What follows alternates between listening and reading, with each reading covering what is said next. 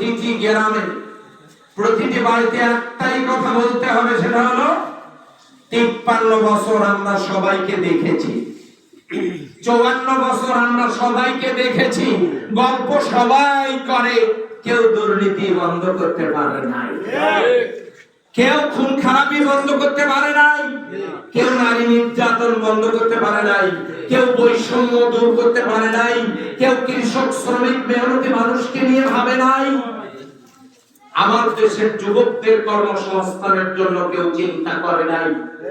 আমরা সব দলকে দিয়েছি 53 বছর, এবার একটা বার আমরা একটা ইসলামী দল, দলটার নাম কি? বাংলাদেশ জামাত ইসলামী। আলহামদুলিল্লাহ সকল ইসলামী দল এবারে এক হয়েছে ইনশাআল্লাহ। আলহামদুলিল্লাহ বলেন আলহামদুলিল্লাহ। একটা ইসলামী দল বাংলাদেশ জামাত ইসলামী, এই দলটাকে আমরা নির্বাচিত করতে চাই দাঁড়িপাল্লা মার্কায়। শুধু আমি না, আমি তো আজকে মারাও যেতে পারি, তাই না?